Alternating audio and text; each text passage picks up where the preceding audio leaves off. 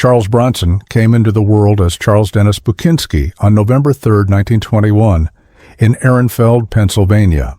He was the 11th of 15 children born to Lithuanian immigrants, and his earliest memories were of coal dust, cold mornings, and a family doing whatever it took to get by. After his father died, Bronson joined the grind himself, working in the mines to help keep food on the table. The labor carved the physique and the granite calm that later made him unforgettable on screen. During World War II, he enlisted in the United States Army Air Forces and served as an aerial gunner in the Pacific. He flew combat missions, earned decorations, and came home with a soldier's discipline and a survivor's silence, qualities that would define his acting style for decades. After the war, he used the GI Bill to study at the Pasadena Playhouse. He wasn't the polished matinee type. High cheekbones, piercing eyes, and a taciturn manner set him apart in an era of clean-cut charmers. He paid dues in small roles, thugs, troopers, hard men, turning up in House of Wax 1953 and Apache 1954, then on TV in Bonanza, The Twilight Zone, and Gunsmoke. Little by little, he earned a reputation for reliability and a presence you couldn't shake.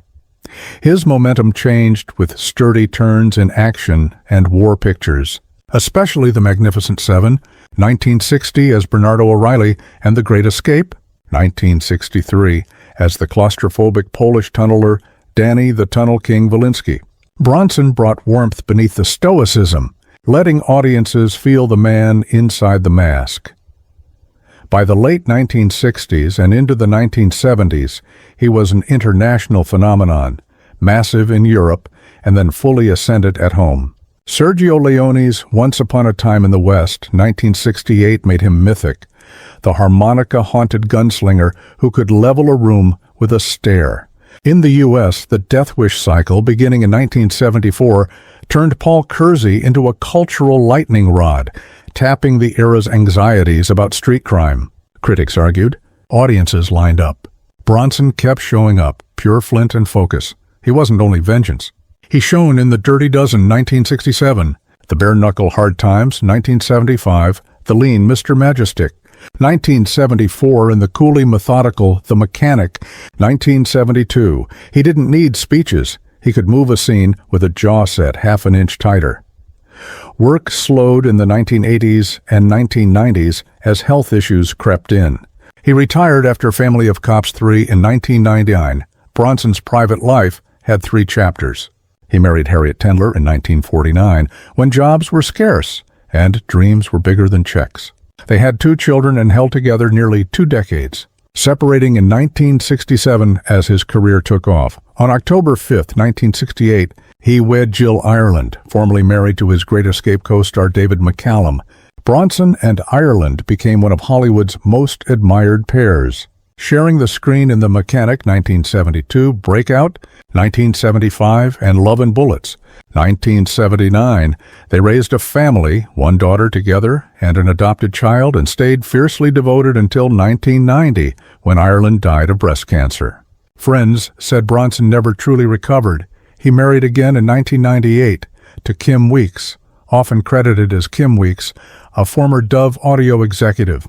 It was a quieter union, more shelter than spotlight, lasting until his death in 2003. Bronson was famously short on small talk, but when asked whom he respected most among actors, he surprised people with a thoughtful list of 7, a window into what he valued: grit, authenticity, economy, and truth. Lee Marvin, his comrade from The Dirty Dozen. In Bronson's view, Marvin carried the war in his bones. A soldier, plain and simple. No varnish, no fakery, just the kind of weight you can't imitate. Steve McQueen. Rival, friend, and spur. Bronson acknowledged the spark in McQueen's eyes, the fight for every frame, the way he made the camera an accomplice. Their competition pushed Bronson to sharpen himself. Clint Eastwood. Admired for control and vision. Clint was smart. He knew what the audience wanted before the audience did. He didn't chase approval. He built work that lasted. An independence Bronson prized James Coburn, a fellow Magnificent Seven alum. Laid back on the surface, fire underneath. He didn't mug for attention. It found him anyway. To Bronson, that restraint was real craft. Gregory Peck.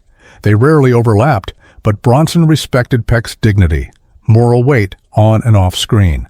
He carried the truth inside him. That kind of effortless decency impressed a man often cast as the anti-hero. Kirk Douglas, relentless, fearless about looking rough if the role demanded it. Where others wanted to be pretty, Douglas wanted to be honest. Bronson revered the grind and the courage. Robert Mitchum, the mystery man. Mitchum didn't act. He just existed. The hardest skill of all, doing less and meaning more, was the one Bronson esteemed above showy theatrics. Taken together, his seven reveal his creed. He respected quiet intensity, disciplined choices, and the refusal to lie to the audience or to the character.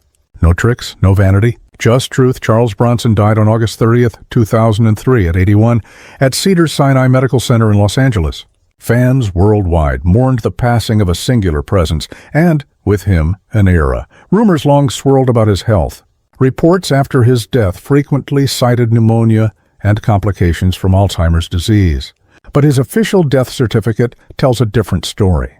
The immediate cause was respiratory failure, with metastatic lung cancer as the underlying disease. Two serious conditions also contributed: chronic obstructive pulmonary disease, COPD, and congestive cardiomyopathy. For a man who'd embodied indestructibility on film, the truth was more human. Years of wear, hard living, and illnesses converging in a gradual decline witnessed quietly by those close to him. He was laid to rest far from Hollywood, in Brownsville Cemetery in West Windsor, Vermont, a place he loved for its quiet. The choice suited him, private, unadorned, and miles from noise. Bronson's seven weren't about celebrity. They were about standards.